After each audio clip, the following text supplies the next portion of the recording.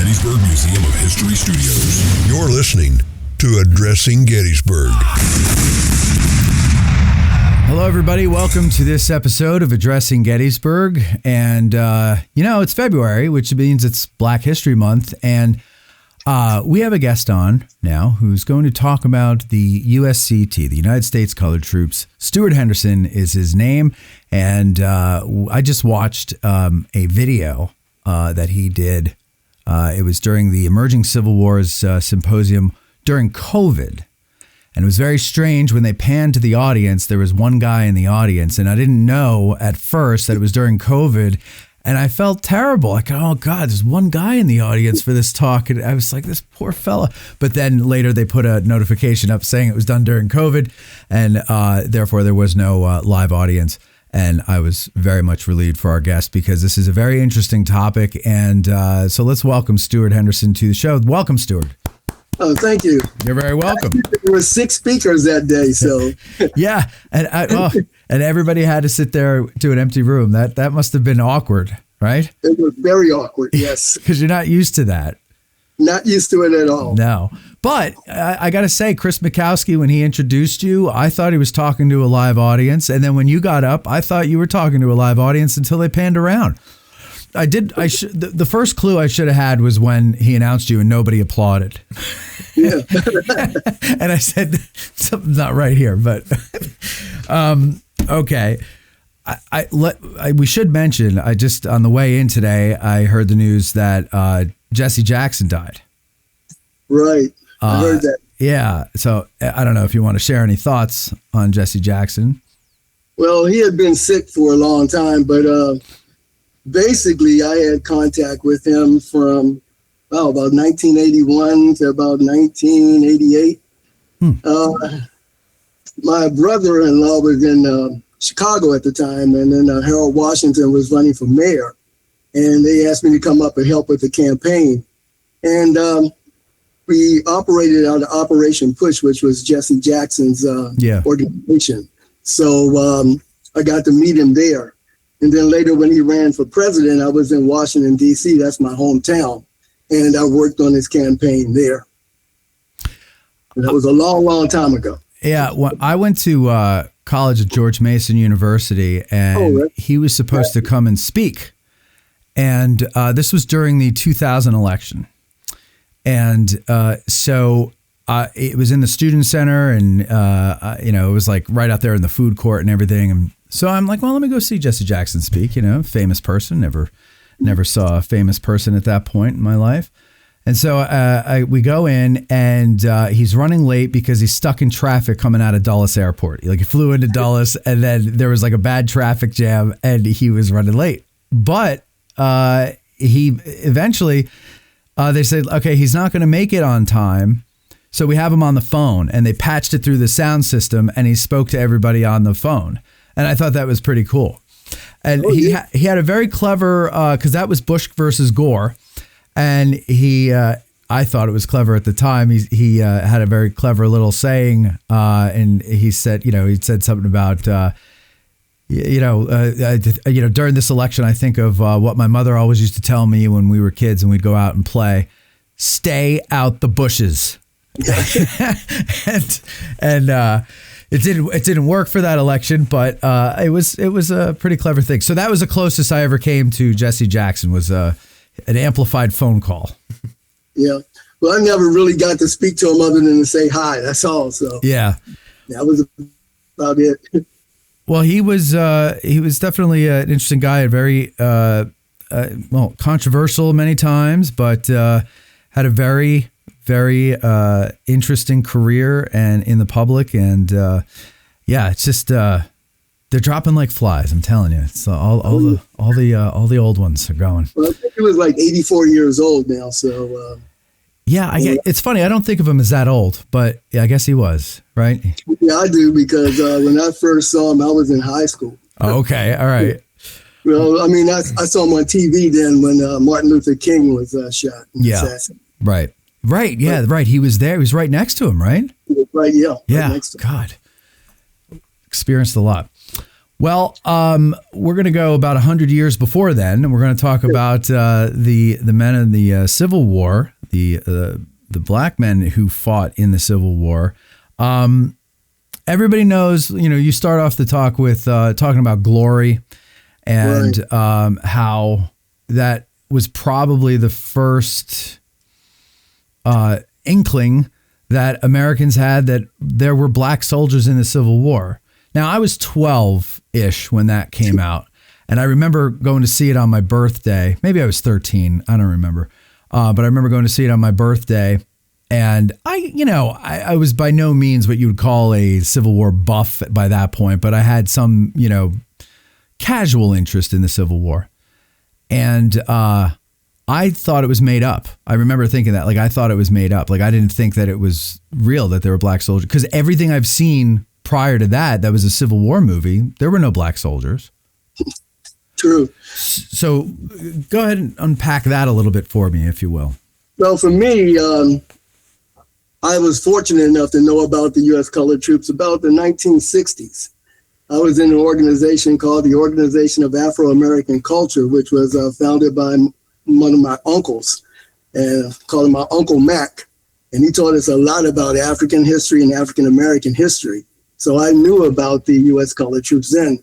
He was also an artist, so he painted a picture of U.S. military through the years. And the first time I saw a black officer for the Civil War was on his painting. So I knew there were soldiers in the Civil War before. Okay. And then when the movie Glory came out, at that time I was a branch manager for, what was it? Wasn't even Crestar, then it was Perpetual Federal Savings Bank. And I was managing the Capitol Hill office. And I went to see the movie. And then I found out that part of the 54th Company B was actually raised in Washington, D.C. And in 94, at that time, I was a regional manager, and the bank was now Crestar, then became SunTrust. Oh, yeah. Now Truist. Yeah. So I was area manager, and I got to go to a reenactment at Fort Stevens, and Company B of the 54th Massachusetts was there. So I talked to some of the guys, and I was really wanting to join because I saw the movie Glory, and I saw these guys, and talked to them for quite some time. But I was on 24-hour call, so there's no way I could join them then. Then in 1998, when they unveiled the African American Memorial and statue right in front of what's now the African American Civil War Museum and Memorial, I saw them again, and that was 1998. And again, I really wanted to join them, but I was still an area manager, so I was on 24-hour call, so I couldn't do it. But then I came down after I retired to the Fredericksburg and Spotsylvania National Military Park. I was a volunteer. And I retired January 2005, February 2005, I was a volunteer at the park. And they told me the story of the 23rd USCT when I was down there. So in 2010, a white historian, a good friend of mine, John Cummings, and I was out at Spotsylvania Courthouse. I just finished doing a tour out there. And he was measuring the trenches for his upcoming book at that time. This was like September of 2010. So he said, it would be a shame that since the 150th anniversary is coming up, that we don't recognize the 23rd USCT. So he asked me about it and said, well, I'm originally from Washington, D.C., so I don't know a lot of, people that would be interested in U.S. colored troops down here. But I said, well, let me try. So I have a cousin, because my maternal side of the family is from Fredericksburg. So my cousin Lavaniel Ennis introduced me to Hashmel Turner. Reverend Hashmel Turner was a pastor, and he was also a former city council member of Fredericksburg. So when I talked to him, he says, even if it's just you and me, there will be a 23rd. So January 2011, we had our first meeting with 5 people. And in that first year, we went to the reenactment for the Battle of Chancellorsville. And when we got there, somebody saw some of the 54th, Company B. There were 3 Company B members there because they had been playing the 23rd. So they told them, well, we have our own 23rd now. So that's when I was introduced to 3 of the members of the 54th Massachusetts that I hadn't met before. Okay. It was Lou Carter, Howard Lambert, and Robert Wright. And so they kind of mentored us because we were brand new into the living history reenactment field. And we did quite a few events together. But we really came together in April of 2012. We went up to help them with the Emancipation Day parade. So we all marched in the parade together, and then we had a lunch after that. So I think it was Kevin Williams and myself were the only of the 23rd there. But we went to lunch with about 12 members of the 54th, and that's when we really got to meet them, and that's when Kevin and I joined the 54th as well. Then later on, several of our members joined the 54th, and some of their members joined our group as well. And the big thing was that same year, 2012, we went down to Appomattox. Actually, the Museum of the Confederacy had contacted me and asked me to have the 23rd come down and be the color guard for General U.S. Grant, with which Larry Clowers played him. Larry Clowers, yeah. He's from Gettysburg, so I used to know him. Is he still around? I haven't seen him since about 2016 or so, like that. I saw him last time I saw him was during the shutdown. Not shutdown, the lockdowns, the COVID lockdowns. Walking around the battlefield. He and his wife and me and my friend were walking around, and we passed each other and waved hello and everything. And then I haven't seen him since then. Yeah, because I met him when I was working at the bookstore at the park. And then I met him again when I was a seasonal ranger. And then I met him right before we went down there to Appomattox. Mm-hmm. And we were only supposed to be at the color guard at the opening. But then he told everybody that organized the event that he wanted us for his honor guard at the surrender. So we stayed around for the surrender as well. Well, that's cool. But we did march in Gettysburg Remembrance Day. I think somebody's marched in every year from the 23rd since 2011. Yeah, okay. So I met him up there again in 2011 when he saw us march. And ever since then, we were pretty close. So in 2014, when we actually did have the 150th anniversary, we invited him down so he could be one of the keynote speakers. Mm-hmm. Him as a keynote speaker, and Dr. James K. Bryant II, because he did a lot of the actual research on the 23rd USCT. So they were keynote speakers in the second part of our program. The first part, John Hennessy, who was chief historian of Fredericksburg and Spotsylvania National Military Park. He was a keynote speaker for the first part of our anniversary. So we had part of it at the park on the Chancellorsville battlefield. And the second half of the celebration was actually on the site where the 23rd actually fought. And the importance of the 23rd, the reason why we wanted to make sure that they were celebrated, because they were the first African-American soldiers to fight in directed combat against the Army of Northern Virginia. The 23rd. The Spotsylvania Courthouse. Yeah. The 15th, 1864. Well, so you mentioned that now, so I'll ask you this now. What was the reaction in the Army of Northern Virginia? I mean, they must have heard that there were black troops fighting for the North. But so here they actually are now up against them.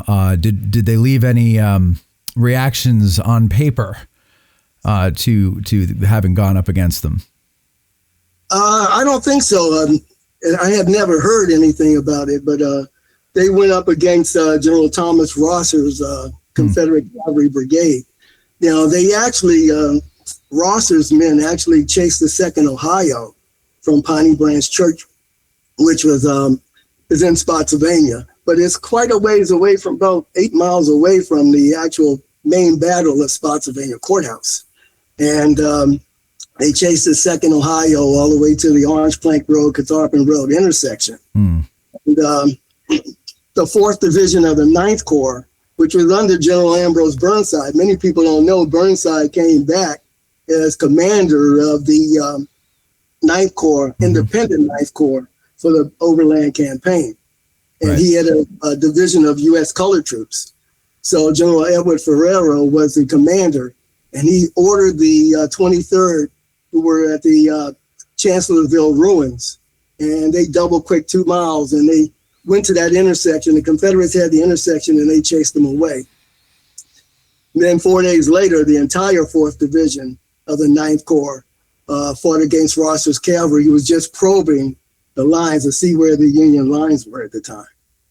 So these were 2 skirmishes, but they were the first time that the USCT fought in directed combat against the Army of Northern Virginia. And this also goes back to the importance of Fredericksburg in the Civil War, because they did have the 4 major battles and make it the bloodiest landscape in North America. But the first time the Union Army occupies Fredericksburg, over 10,000 enslaved people will escape that area following the Union Army. And that's the largest self-emancipation during the Civil War. You know, they followed them to Washington and Arlington and parts of Maryland near D.C.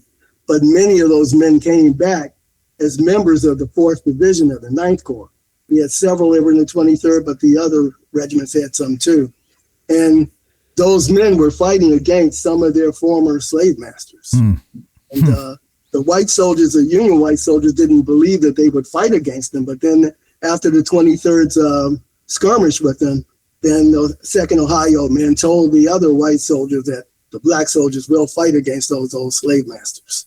You had mentioned that when you are in a parade, people see you coming and they all yell, "Give them hell, 54th," even though you're the 23rd. But again, like, so it's fascinating to me because, you know, it's like history is such a complicated thing. You know, you grow up a certain way. And you're led to believe certain truths. And then you get out into the world and you meet other people and they go, "Well, that's not all that happened," or "That's not what happened at all," or whatever. And then they show you, you know, evidence to the contrary.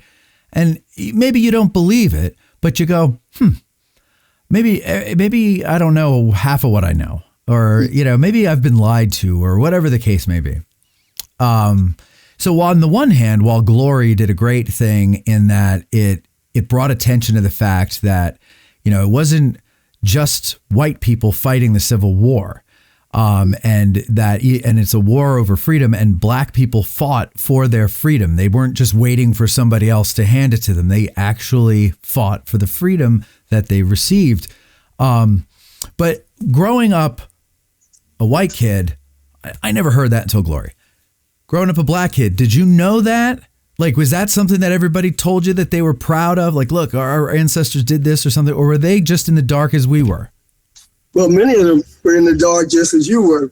But for me, I've been, like I said, lucky because of my uncle, but also at the time I went to school in the 1960s, DC had a track system, and I was in the honors track. So I got to go to Gettysburg twice. Once in the 4th grade and once in the 8th grade. And once I went to Gettysburg, I was in love with the Civil War. So even though I work at these 4 battlefields here, these are close second, but Gettysburg is still my favorite battlefield. It's such a common story. Okay. Yeah. And then my teacher from the 4th grade to the 6th grade was Nora Drew Gregory. And her brother was Dr. Charles Drew. And even though she was a school teacher, she taught us a lot about Black history at the time. It was called Afro-American history back then. And since her father was real famous for discovering blood plasma, her brother was famous for that. Oh, cool. Her husband was Dr. Francis Gregory, who was in charge of most of the DC public schools education. And her son was Frederick Gregory, the astronaut. And I got to meet him while I was in school. And then so I knew about the U.S. colored troops. She taught us about that. And I always had that fascination with the Civil War, so I would read books, and I knew about the U.S. colored troops a long time. Okay. But I would tell you that was it 2013, I think it was, John Hennessy and I did a special Black history program for the 3 Black churches, Baptist churches in Fredericksburg. They came from Shiloh Baptist Church, was down in the water, close to Sophia Street. You went to George Mason, so you weren't far from Fredericksburg. Right. So that Shiloh was in Fredericksburg during the time of the Civil War. And then later on, because of damage during the war, the back wall fell down. And then what they did, they bought some new property, and half of the congregation stayed at the old property and rebuilt it. Half of it found a new property, they rebuilt it. So the church split. Okay. And then the church split again, so it formed 3 different churches.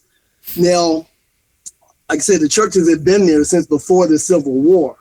And when John and I did the program, because the Black History program, all 3 of the churches got together. We were supposed to have like a 5-minute question and answer session after the tour.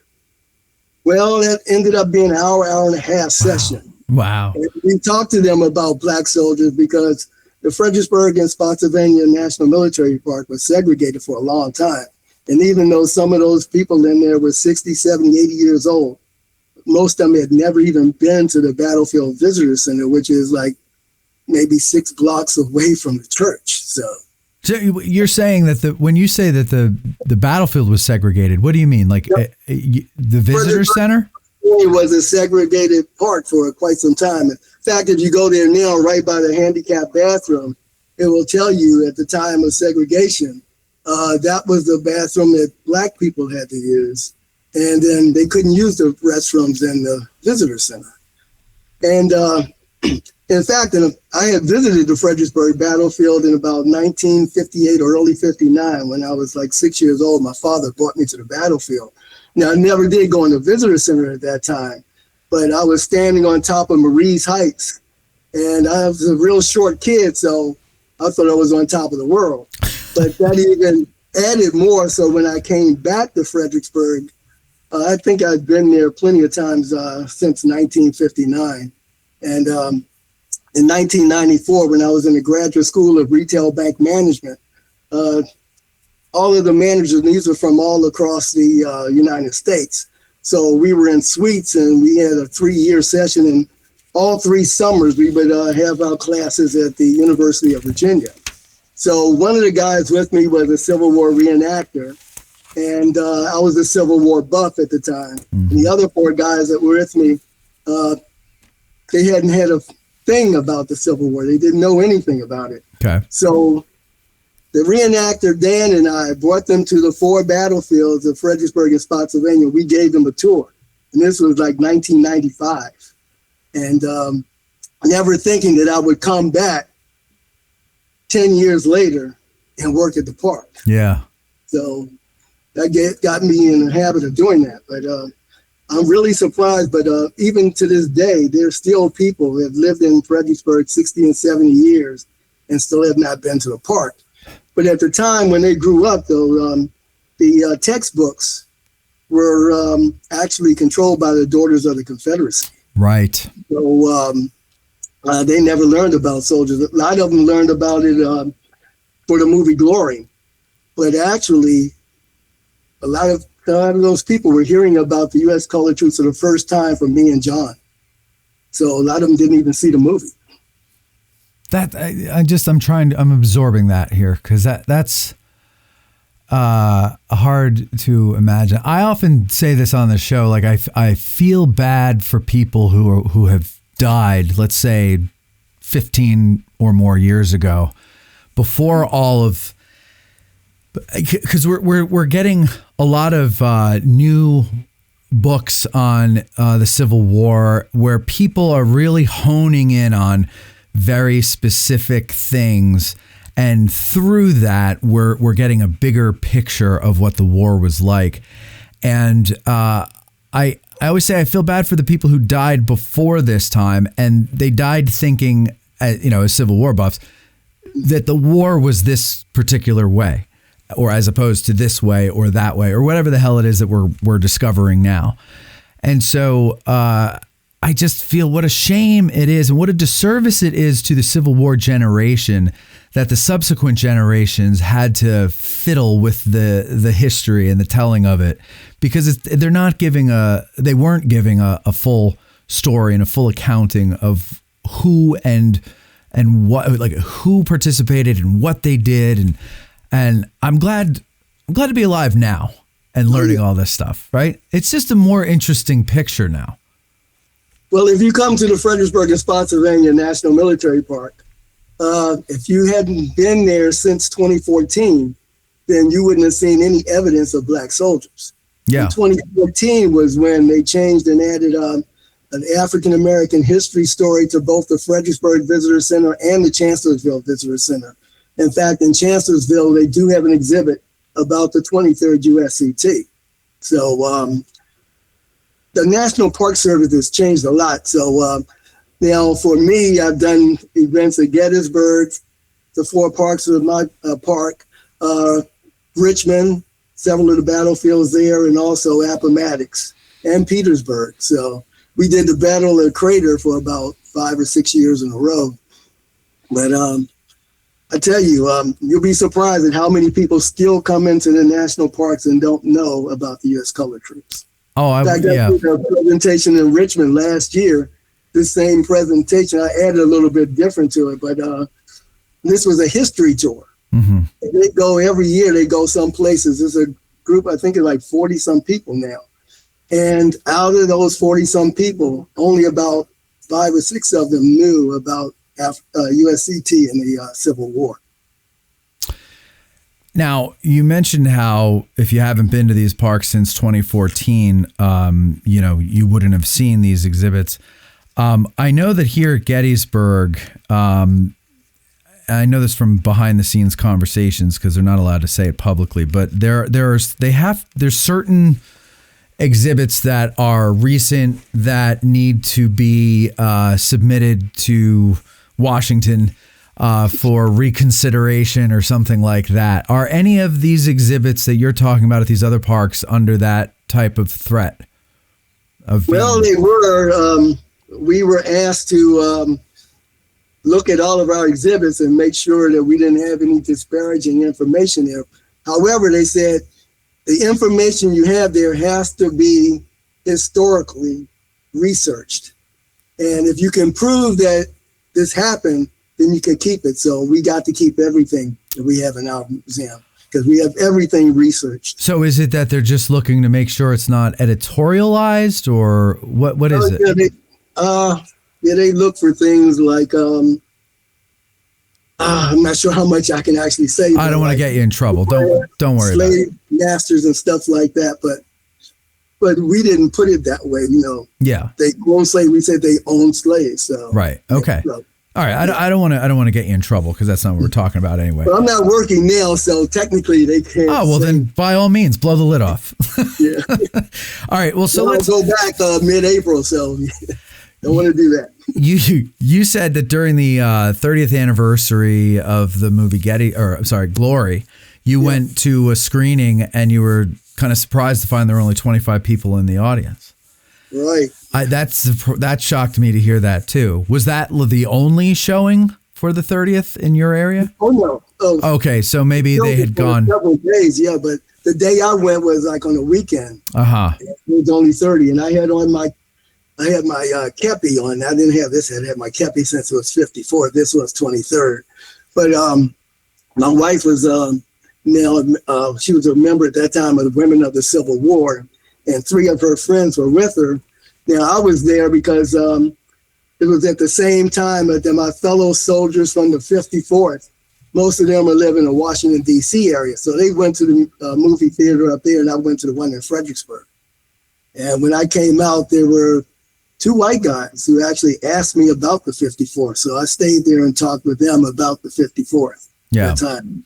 But I was just surprised. In D.C., I think the movie was packed, but out here was not at all. Well, and I don't want to sit too long, and we probably already have, on the movie Glory, but it is such an iconic movie, and I think a pivotal movie, and inspirational, a lot of things for Civil War buffs. And we all, I mean, I know a lot of guys in my sphere that I interact with, you know, glory is a big deal, maybe even more so than the movie Gettysburg. And we're a Gettysburg show, and, you know, but glory is something different. And I know that when I'm working on something, if I have to write or something like that, I will put the Glory soundtrack on in the background. And what's that? I do the same thing. You think like me? Whenever I'm writing on something about the Civil War, I have a soundtrack with Glory, Gettysburg, and Gods and Generals, and I have them all together. Yeah. Gettysburg's another one. Lonesome Dove is another one. That's not even a Civil War one, but it's such a great soundtrack and it moves me. But Glory is the one more than all the others that I go to all the time. I have to, I assume it has something to do with the Harlem Boys Choir and those high notes that they hit. How the hell they do that, I don't know. But every time I hear it, I still get a shiver down my spine. You know, I haven't gotten desensitized to that soundtrack yet, and I listen to it almost incessantly. It's a good thing you're talking about Glory, because next week, one of the roundtables we're having a tribute to Glory. Oh, great! And we're having several of the members who were in the movie, and also some behind-the-scenes crew as well. And they're going to talk about the making of the movie, actually being in the movie, and then the after effects of the movie. Where's that? It's going to be on the African Americans in the Civil War Era Roundtable. That's aacwert.org, and it's going to be a Zoom presentation. So they can go on the website and they can just get the link. And it's going to be February 26th at 7:15 Eastern Time. And they can just click on the link and they can hear some of the original people. That is something I have to check out. I would love that. I actually sent an email to the Harlem Boys Choir because they were defunct, I think, or disbanded in I want to say 2017 or 2006 or 7, somewhere around there. And recently they've been trying to bring it back.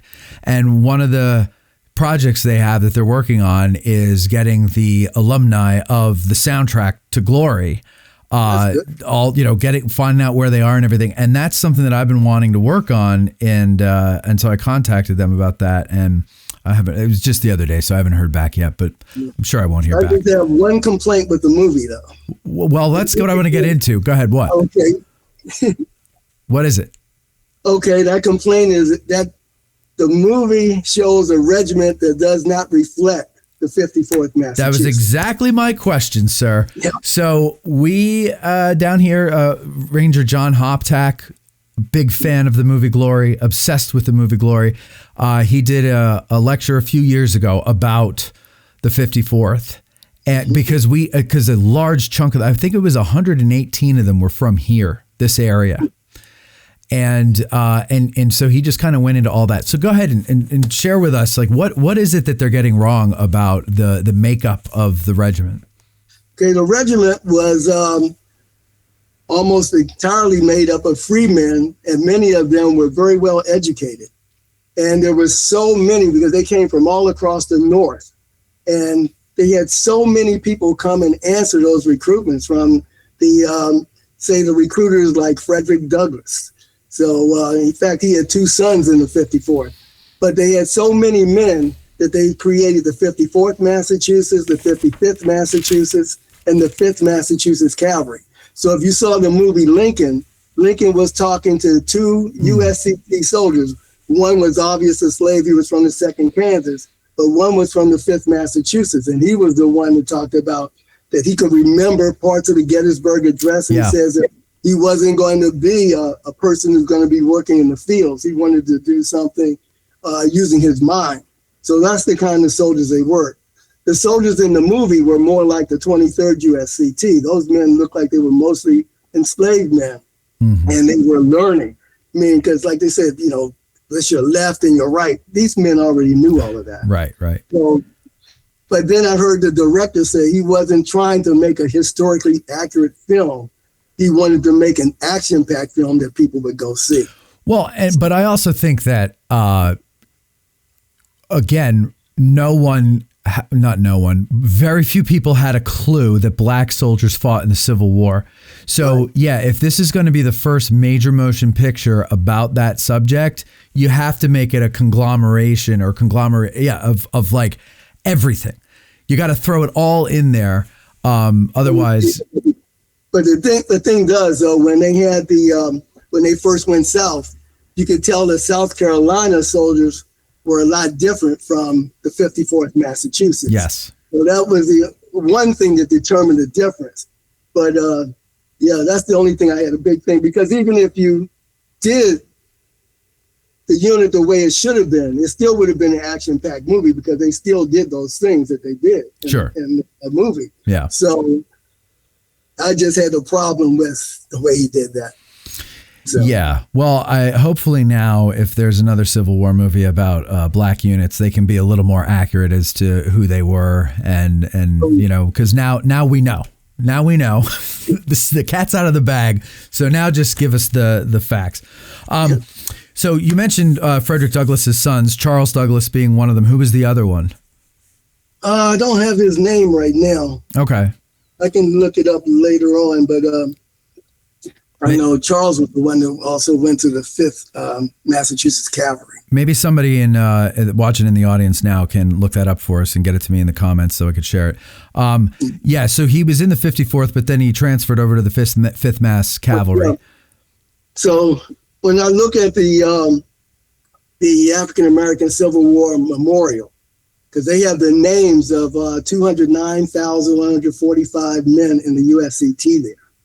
And I was just at a program there. We were the color guard for, it was around Veterans Day. And even though the museum is still being renovated, I think when the government closed down, that pushed the renovation back, because the museum was supposed to open that day.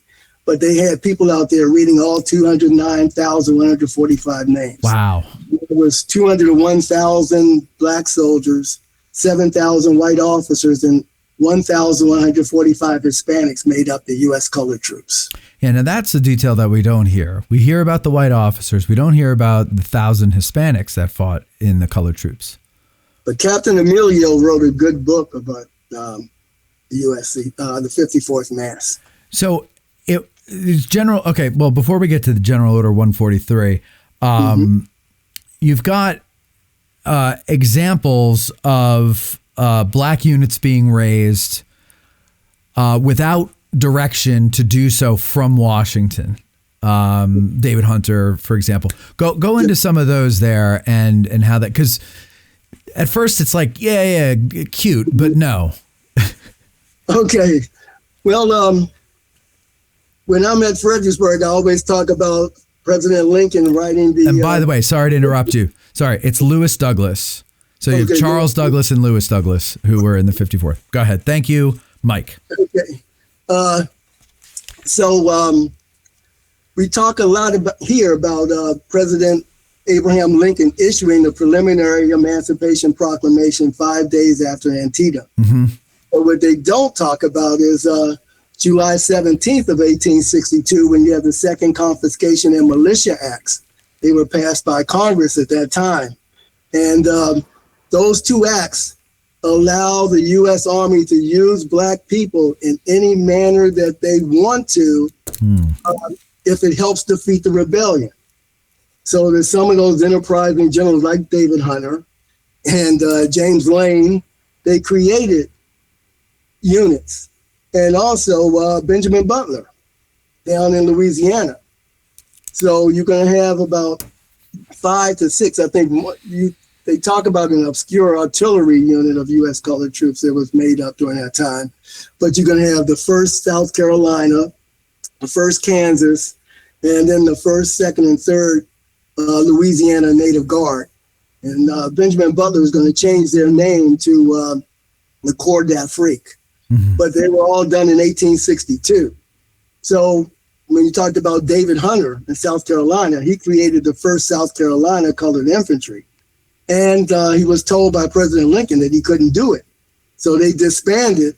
But just weeks later, they're going to give General Saxton the authority to raise 5,000 troops. And then they reinstitute the 1st South Carolina colored, and they eventually have a second South Carolina colored as well from that. But Jim Lane, he's a senator, and he's from Kansas.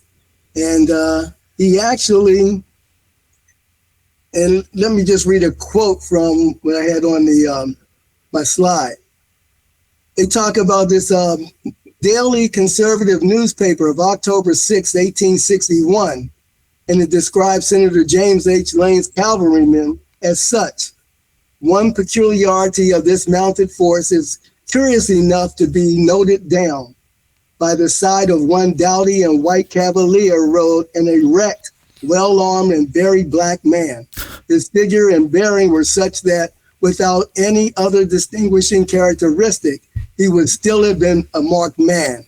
But this is the first instance which has come to our personal knowledge, although not the only one, in fact, of a contraband serving as a Union soldier. So he started them in 1861, but they don't become the first Kansas colored until October that year. And they actually get into a battle in October. So they're the first U.S. colored troops to fight in the Civil War. So Lincoln telling Hunter no, and then a couple weeks later, General Order 143 comes out. Is it because what? 143 comes out in 1863. Okay, so I screwed something up there then. So, but yeah, this was the first one authorized by the federal government, the War Department. I see. Yeah. What was the reason? So Hunter raises the troops, and other people raise the troops in response to the Second Confiscation Act, right? You said, and it says you can confiscation and militia. There were two acts. Okay, and together they allowed that. And so is it they were getting creative and thinking, well, here we could use them any way we want. Let's make troops out of them. And then basically it was like, well, okay, maybe we should have been a little more clear. You can't do that. Well, David Hunter also emancipated all of the slaves in his region. So that's another reason why Lincoln was trying to take power away from him. Yeah, I want to be the one to do that. Is that really what it is? Okay, got it. Because Lincoln had already planned the emancipation by that time. Yeah. But also during that time was when those 10,000 enslaved people escape around Fredericksburg. But they do it before the Second Confiscation and Militia Act. So it's basically then it needs to be done not on a local level, but on an official federal level. And the timing needs to be right is basically kind of what Lincoln's thinking, right? Because otherwise it's just chaos and bedlam if everybody's going and doing whatever the hell they want to do. Yeah, because General Fremont had done it before too, and he got reprimanded as well. It carries more weight coming from Washington, I guess is the point. I'm guessing. I don't know. Is that right? Yeah. Yeah, okay. I mean, Lincoln is the only one that can really emancipate anybody. Right. Okay. He wants to make sure he keeps that power. So 143 comes out, and how many? It says 166 regiments, I think you said? Well, between 166 and 175. And the discrepancy in the number is because you have regiments like, say, the 31st or 30th Connecticut Infantry. Mm-hmm. They don't get enough men to make it a whole regiment. So they get pushed into the 31st USCT. And so they're going to be with the 4th Division of the 9th Corps. That's why I know about them. But there are other regiments that don't get enough men to make a full regiment. So they get put into another regiment. So even though they officially start out as one regiment, then they go into another unit. I see. Okay. So that's why you have the discrepancy in numbers. But I think officially they're going to say 166 regiments. Okay. Gotcha. And then, and so that's regiments of infantry, cavalry, heavy artillery, engineers, and light artillery. Right. What is the so we talked about how in the 54th they're not all runaways. You know, a lot of them are educated and free, and they were born free and have businesses and other things like that, right? Engineers, though.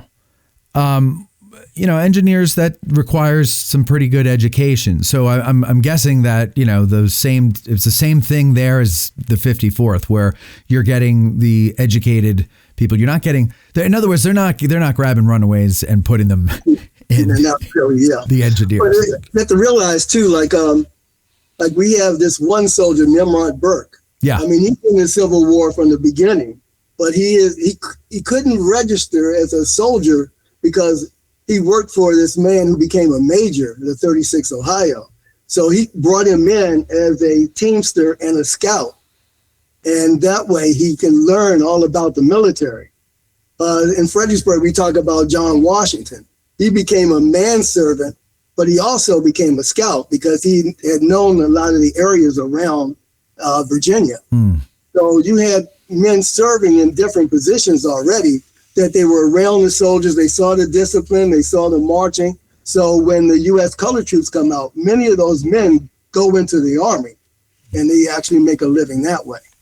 But you don't have very many engineer units, but and your major unit is going to be infantry by far. Right.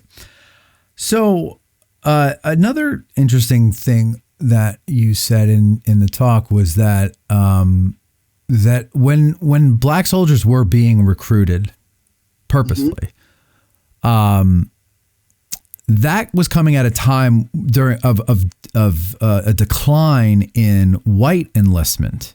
Right.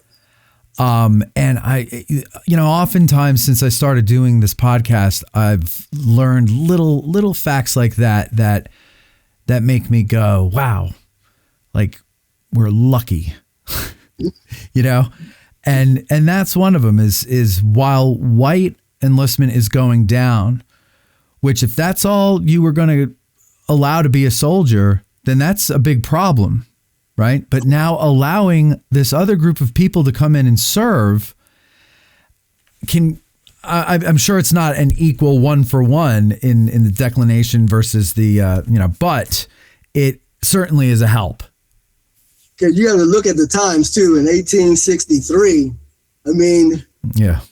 before Gettysburg, they were taking kind of losses. That's a good point. You look at the 7 days battles, even though they were winning those battles, McClellan keeps retreating. Yeah. So they get counted as losses.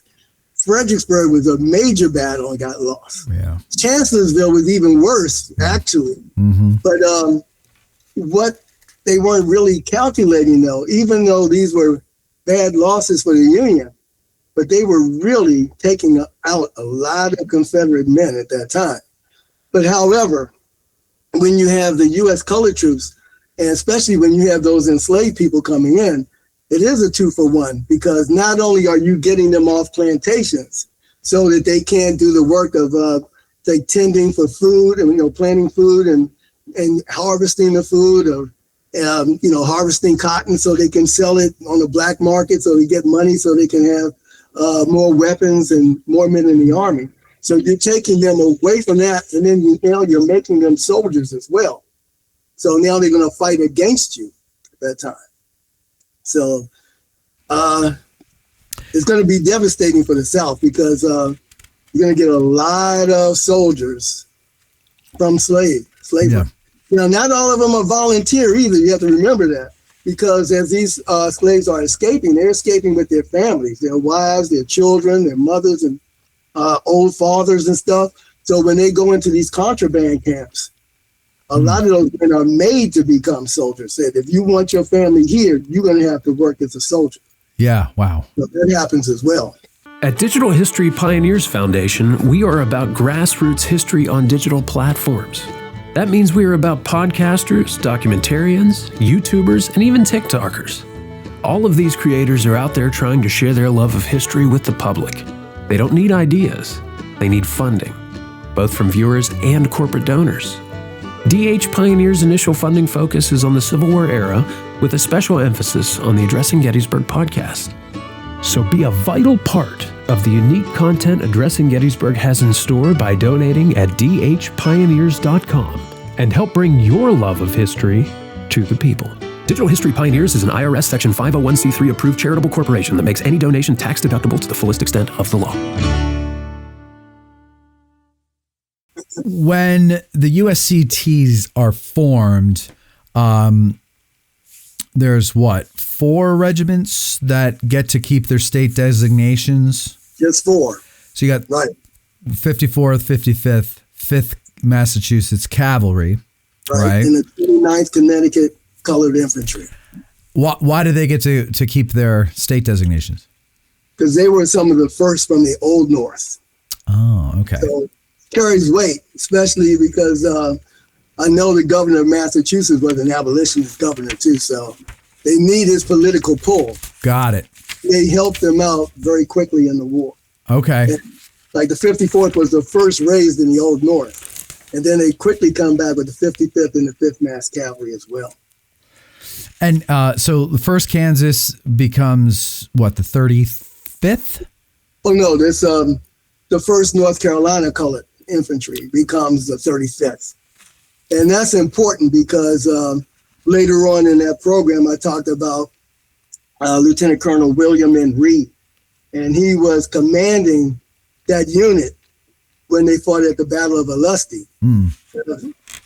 They were technically designated the 35th USCT at that time, but they were still having the banners of the 1st North Carolina Colored Infantry. Okay. And Lieutenant William N. Reed is leading them because the colonel was absent for some reason, and he gets killed in battle.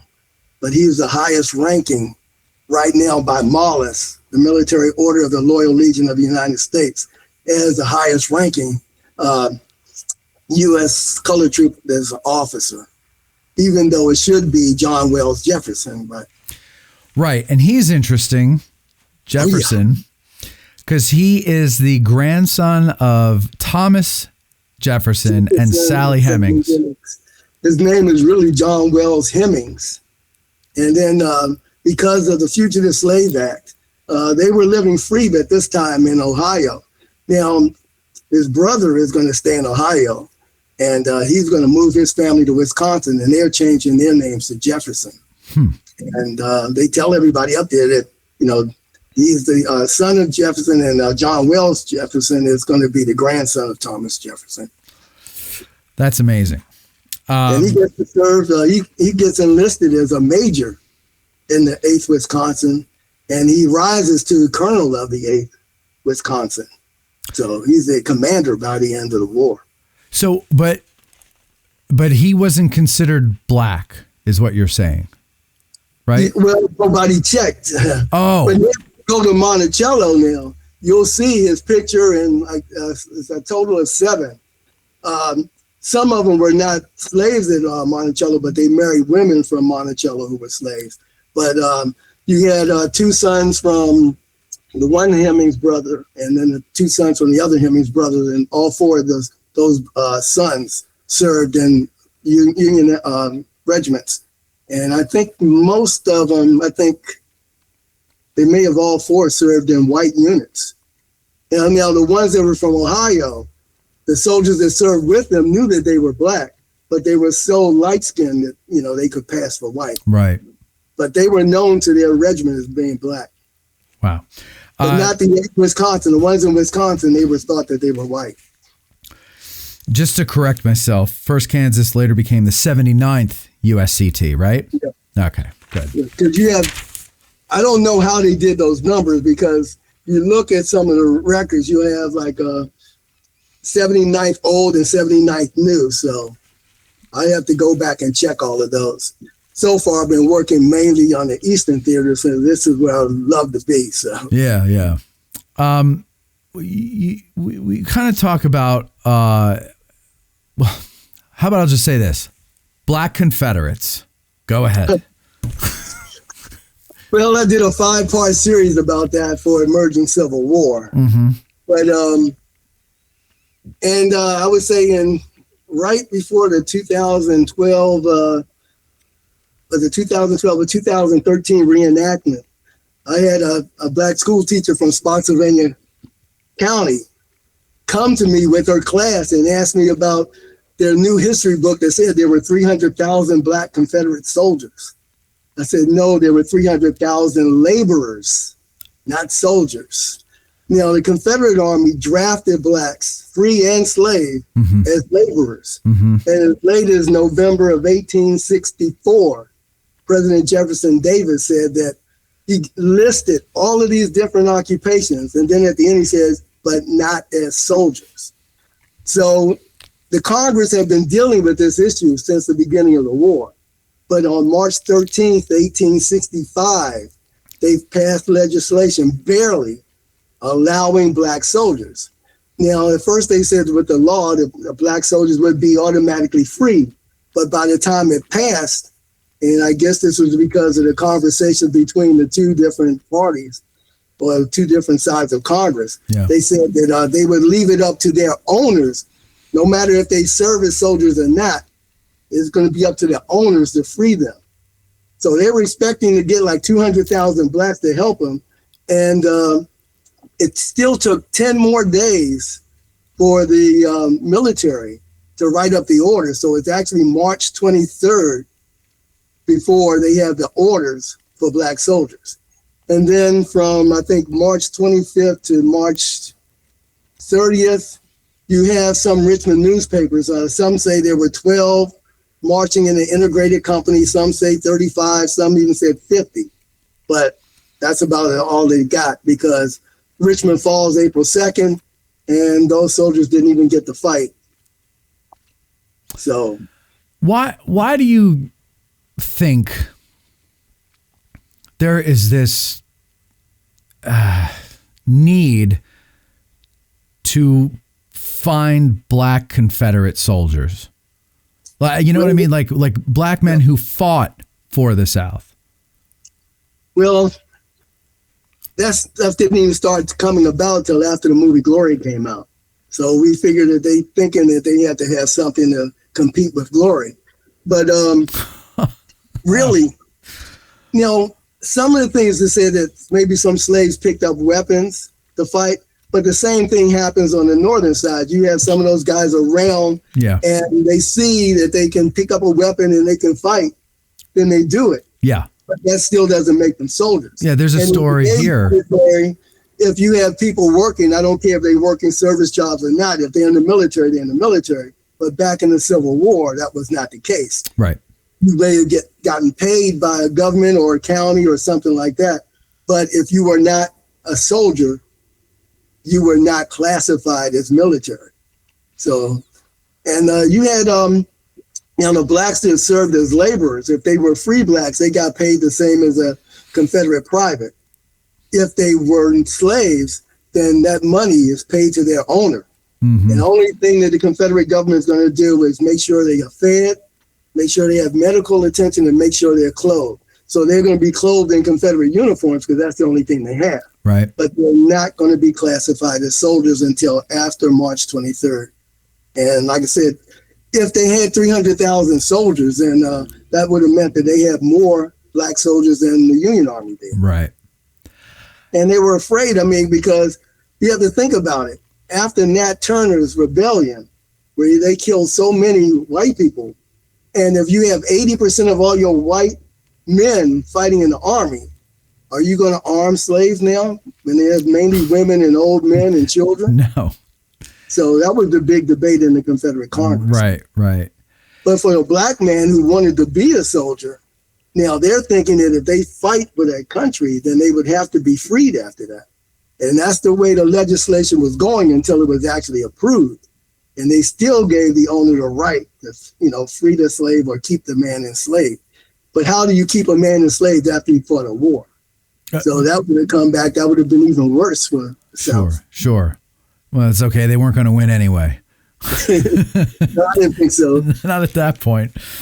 Because, some of the other men, they could have still drafted more men. Yeah. And the Confederates were losing so many men. Like when I talk about Chancellorsville, even though Chancellorsville is Lee's greatest victory, Lee loses over 13,000, almost 14,000 men. And he lost more killed than the Union did. Union Army had a lot of prisoners because a lot of those were 90-day regiments. And those men were ready to get out. And they get to be prisoners. When they come back, they're free. But in the killed and wounded, the Confederates are going to suffer more than the Union Army. Wars are such a mess, aren't they? It's a real mess. It is. Tell me about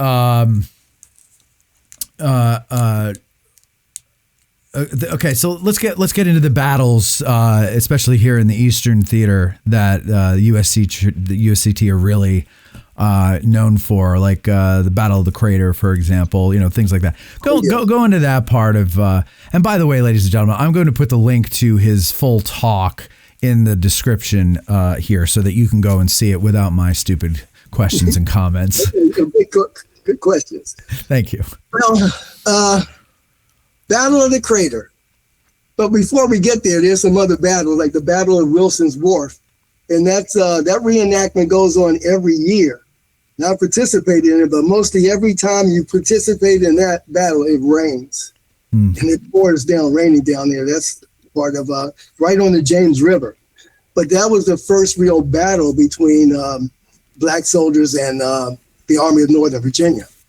And that's only because Fitz Lee is there. He's leading about 2,500 men against Fort Pocahontas, which is only garrisoned by about 900 black soldiers, some from the 1st USCT, others from the 10th USCT. And then just when the battle is starting, you're going to get about 150 white soldiers that were coming back from furlough. They're going to join in. You're going to have 2 batteries, and then you're going to have a battleship come in. So those about 1,100 men are going to hold off these 2,500 men. It's all because you have General Edward Wild. He's called, he's an abolitionist. He's already been wounded before the Civil War. And he had been raiding in North Carolina and southeastern part of Virginia. And he's doing that, freeing slaves and then getting more men into his, what they call Wild's African Brigade. And they find this really bad slaveholder. And he had just beaten this woman, and she comes into the fort. And they get him, and he has one of his former slaves whip him. And then he has, I think it was like 2 women that escaped from him. He has them whip the man, and then they let him go. And he goes back, and he is pretty wealthy, so it gets back to the Confederate government. So they send Fitz Lee and cavalry, and they come in, and they want to take over Fort Pocahontas. But they really called it Wilson's Wharf because that's what the wharf was called, this leading into the fort. Okay. And they drive in the pickets from the outside, and then all of a sudden, General Fitzhugh Lee is going to send a surrender letter. And it's going to come to General Wild, and Wild is going to decline the offer and say, we'll try it. And then it added, present my compliments to General Fitz Lee and tell him to go to hell. And then they attack, but the Union casualties were less than 47. Confederate casualties were between 175 to 200. And they leave some of their Confederate soldiers on the battlefield. So that's how they know that they had quite a few casualties. So now they got to go back to Richmond and explain how they lost to some black soldiers in the fort where you had, 2,500 Confederate men against 1,100 soldiers. But sounds like General Wild is aptly named. Oh yeah, yeah.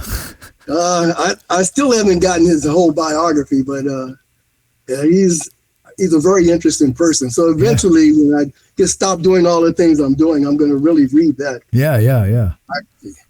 But then when you go to the First Battle of Petersburg on June 15th of 1864, the Union Army actually could have won Petersburg that first day because of all the fighting. You had a lot of the U.S. colored troops involved there, and they're very instrumental in capturing quite a few of the redoubts surrounding Petersburg. In fact, Petersburg was left with just about 5,000 soldiers left when General Winfield Scott Hancock with his Second Corps comes in, and he's with Baldy Smith and his corps.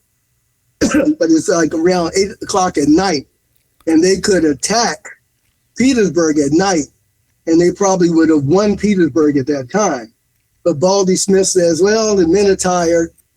And then Hancock has been used up ever since the Battle of the Wilderness, and he's still suffering from the pain in his wounds he got from Gettysburg.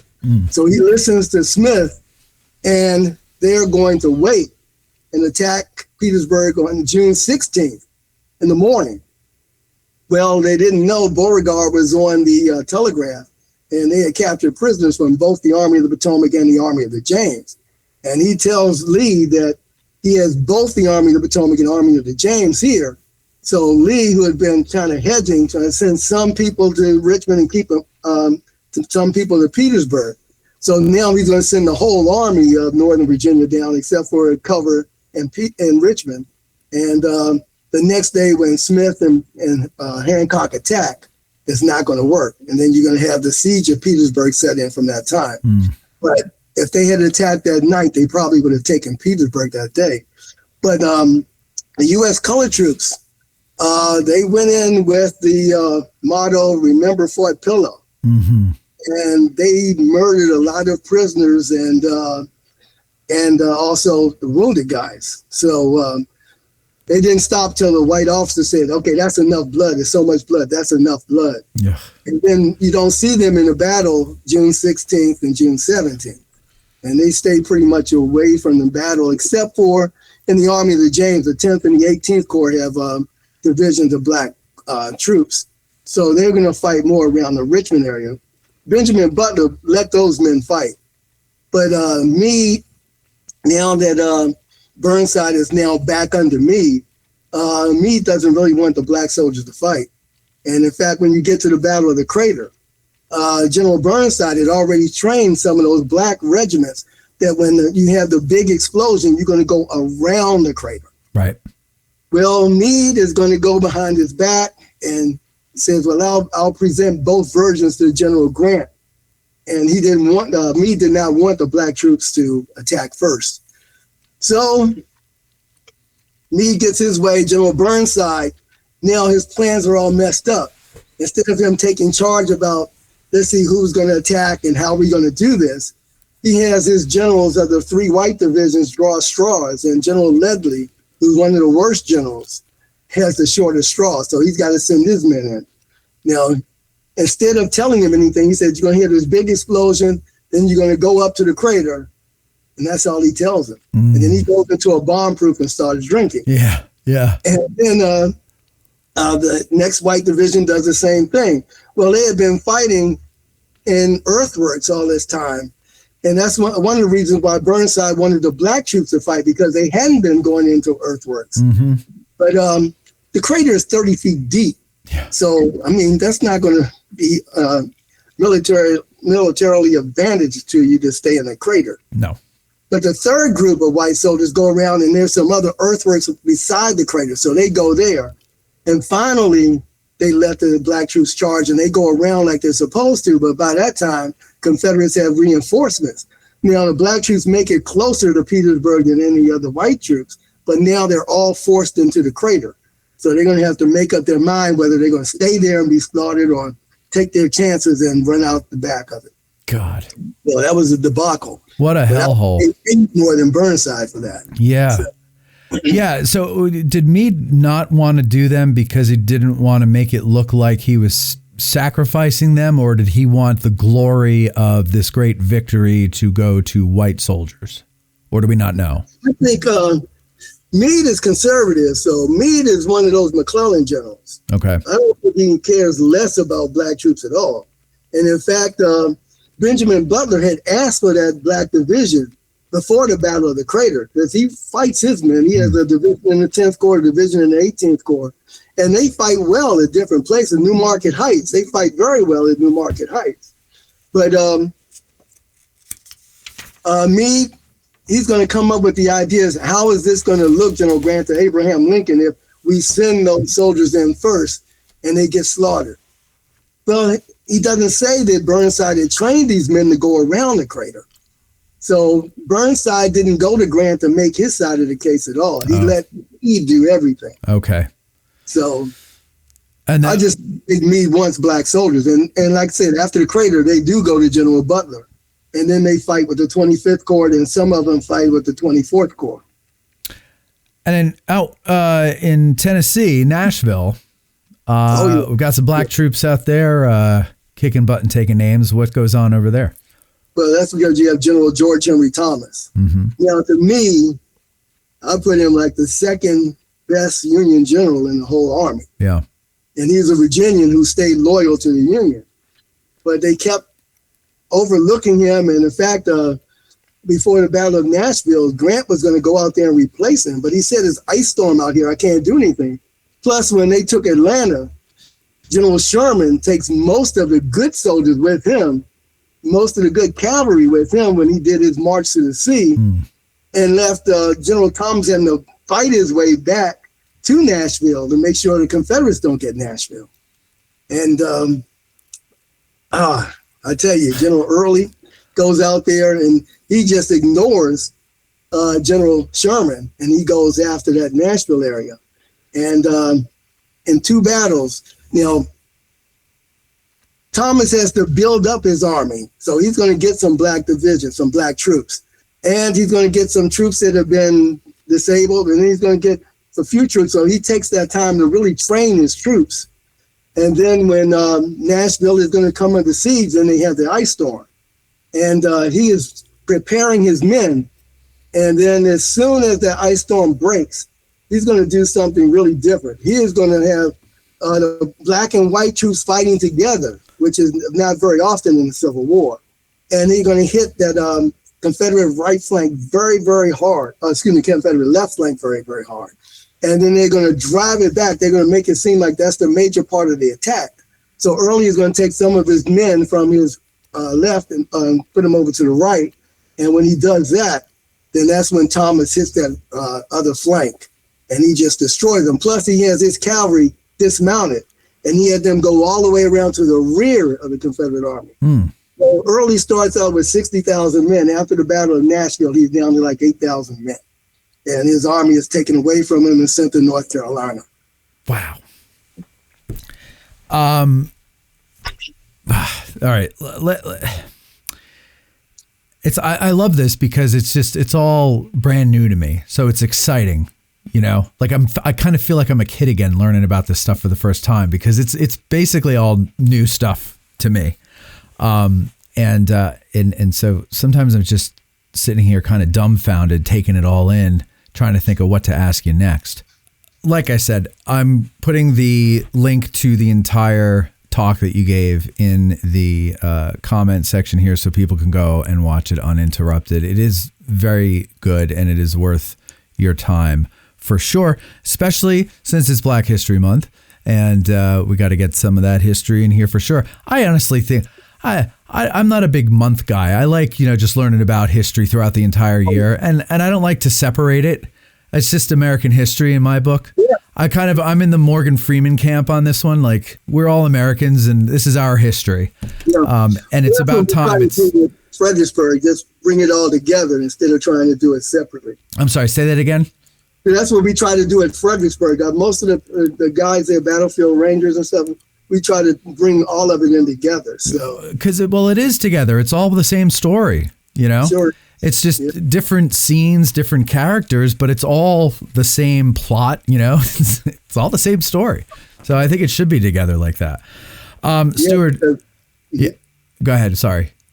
Oh, I was going to say, because the colored troops would have fought at the Battle of the Wilderness when Gordon's flank attack hit. Yeah. And they drove the 6th Corps back.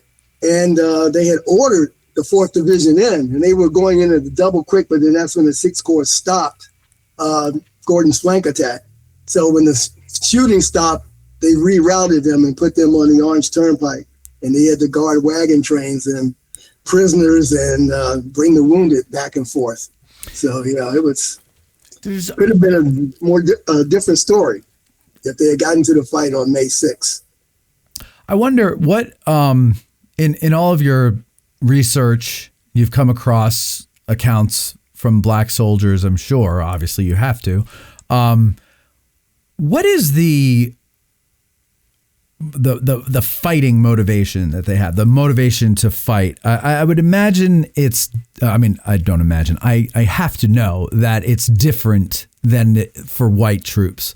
They don't care about Union, right? they're like, I got to get free or whatever it is, right? But they're also you're not going to get very much from a lot of black soldiers because a lot of them have not been literate. So you get like, I know like the first USCT, they have their Reverend Turner, and he is going to write letters to the families. But most of the men want to prove that they're men. That's one of the first things they say. They want to prove that they're men and not animals. And a lot of the white soldiers talk about how disciplined they are when they go into battle. Yeah. And, but, you know, one thing I mentioned, I think was when all the soldiers got into Petersburg, when you had all of those units there, both from the Army of the James and the Army of the Potomac, a lot of them were seeing their family, like their sons or their brothers that they hadn't seen, that had been sold away from it. So it was like a family reunion for part of those soldiers. But they wanted to fight for their, I would say like one soldier, Abraham Tuckson, he was with the 23rd and he gets killed at the Battle of the Crater. But before, he had been driving wagons for the Confederates. And then when the Union Army takes over Fredericksburg, he actually went to his old master's house. He wanted to get his wife and kids away. And the owner got a shotgun, was going to keep him away. And he actually went to the provost guard and had him removed so that he couldn't even come see his family anymore. So he's still fighting so he can free his family. But he gets killed at the Battle of Crater. Yeah, so there's a lot more to why they fought. Oh, yeah. Yeah, it's the main thing is they need to prove that they're men. And you have to think about it. Like Frederick Douglass talks about it. They said, this is your time. This is when you have to stand. And you have to, you have to be present in this history. So, and he talks about it. He says, let the black man get an eagle on his button, the brass letters U.S., and bullets in his pocket and a musket on his shoulder. And he says, there's no power on the earth or under the earth which can deny that he has earned his right of citizenship in the United States. Yeah. Because you have to remember, after the Dred Scott decision, that Chief Justice Taney said blacks have no citizenship right in the United States. And many of them their families have been in the United States since the 1600s. So, saying this is the chance that we can earn our citizenship right here. And after the Civil War, you have the 13th, 14th, and 15th Amendments come in. So they did earn those rights. Wow, those stakes are so high for them because it's not only to earn something, but, as we know, you get caught. Oh, yeah. You're not getting a fair treatment. You're not being treated as a soldier. And that's why I like the scene in Glory when they're talking about just before they're going into battle. Yeah. And, some of those speeches remind me of when I played football. I mean, you get into the huddle and stuff and they just rev you up. Yeah. But they were fighting for much more, Yeah. And they said they couldn't be cowards and that just proves what the Confederates say. And what the Union people say. Because in Fredericksburg, during the first occupation, most of those white soldiers had never seen blacks at all, free blacks nor slaves. And I've transcribed letters from those soldiers, and you can tell, from this one soldier from the first time he was seeing black, and he wrote a letter back to his home. He talks about he didn't even want them in the camp. And then as time goes on, he says, wow, they come here, they want to work for us, they want to do this for us. And by the last letter that I had transcribed, he really wanted those black people free. So, once they got around those blacks, especially, they were just so glad that to get out of the bondage of slavery that they did anything. They would cook for them, clean for them, wash their clothes and everything. So, yeah, they changed a lot of those soldiers' minds then. And that's another reason those 10,000 could come in self-emancipation, because those white soldiers looked out after them. Huh. Let me, if I may, ask you a more personal question. Okay. As a historian, as somebody who's very learned on this topic, but also as an African American, How does all of this make you feel? What do all the feelings that you go through when you're reading about this part of our history? Well, it gives me pride because I've known about it for so long, and I'm seeing people, especially when we first started the 23rd. I mean, a lot of the people that joined didn't know very much about the U.S. colored troops. Right. So every time we did an event, like for the first 2 or 3 years, I had to be the one to mainly tell everybody about the history. And when we did the programs, I was the only one talking. And just going back to, we just had our annual meeting in January 31st. So now I'm made the historian of the group. So I'm going to be writing the history of the 23rd, a small history that I can give to everybody who's a part of the 23rd. So they'll know what to say when they go out, and they don't really need me to go with them everywhere. Okay.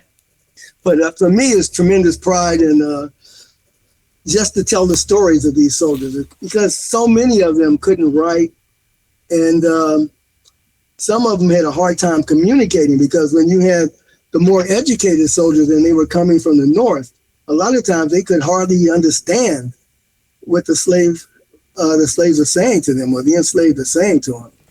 Because I mean, different parts of the country, you have different dialects and things like that, and especially they talk about South Carolina and some of the things that they learned on the outskirts of South Carolina. So it's hard for them, and like I say, the preachers and also the soldiers who could write. Because when I play a corporal, because I said I'm not the best soldier, but I could write and do all of those things. So I would be one of those recording corporals. And so I would be the ones, they would be coming to me, and I'd be the ones writing the letters to their homes and to their families. So, the only reason why I chose to be a corporal when I had the 23rd was because my father was a corporal in the Army. Okay. And in the 54th, you have to earn your ranks. On the 54th, I'm a private. But at the 23rd, I could just choose my rank because we started it. Right. But when you go out there and you're talking to people, you have to think about what they did and the bravery. Yeah. Especially when they weren't even considered real people at the time. So it makes me very proud of what they did. Yeah, that's it's so hard to wrap my mind around that way. Picture. I just can't. How does it make you feel about the history of the country, and how does it make you feel about the country in your lifetime? Well, I can tell you, I wrote my first critical piece of the Civil War when I was in the 11th grade, and I wrote about Abraham Lincoln, and I said the Emancipation Proclamation did not free all of the slaves in the country, and my 11th grade English literature teacher told me that I had great research, and I had, I wrote it very well, but she didn't like my subject. And I had to take it all the way to the principal to get her to approve it. She went to my father, who was a printing teacher at the time at my high school, and she just couldn't believe I would write something about Abraham Lincoln like that. And I said, well, he was the president. He was a good president, but he's still a man, and he still made mistakes, and he still did other things that were very good. I like the Emancipation Proclamation, but when I talk about it, it only frees the slaves in the southern states still in rebellion against the Union. And it has to be from September 22nd when he wrote it until January 1st, where he's going to write the real legislation for it. Right. So, and I said it takes the 13th Amendment to free all of the slaves. Right. But I guess she wasn't a history teacher. She was just an English teacher. But she was really upset with me for a while until, everybody said, well, he's telling you the truth. Right. Well, you can't criticize Lincoln, Well, he's, like I said, he's a person. I mean, I like Lincoln. I think he's one of the best presidents we've ever had, but I got to tell the truth. Well, I think that's what I like about the works coming out now by historians is that they seem to be the first batch of historians who are taking into account that we're talking about human beings. And we're not talking about these, monolithic, mythical, fictional characters. Like they're real men and real women, and they go through all the same stuff we go to today, and they make mistakes. And they are, I know a lot of people don't like to extend this to people, but they are limited by their job. So Lincoln is not a king. He's not a dictator. He has to do things a certain way. They're limited by their time. You can only get away with so much in your own time. Otherwise, your society is going to chew you up alive and spit you out, and you'll be done. Right. So you can't push the envelope too far in whatever time you're in. And then you got to think about the times that you're living in too. I mean, well, that's what I'm saying. Yeah. You have to think about that. So of course you do. And so yes, of course. That's what I love about all the studies that are coming out now, because they are taking into account that these are very much people, just like you, just like me, and it makes me.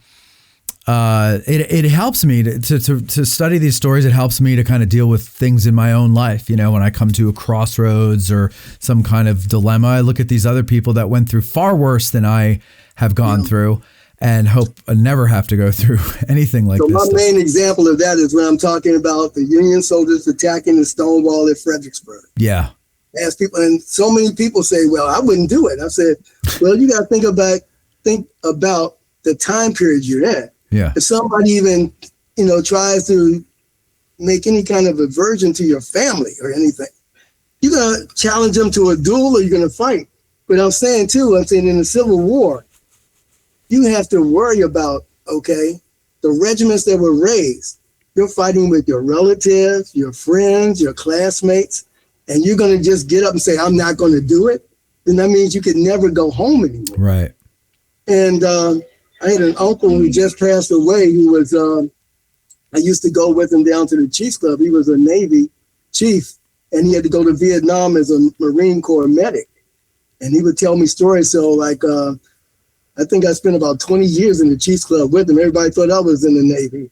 But I think it was on Monday nights, these Vietnam vets would get together. They would talk about the things, especially the ones that went in 62, 63. They would talk about, they would be calling artillery fire right in on their own positions.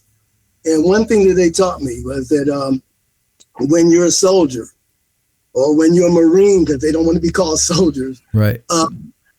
Your family, you have to take care of each other, because especially out where they were, they said there was no one else you can depend on. Mm-hmm. So you can't be a coward.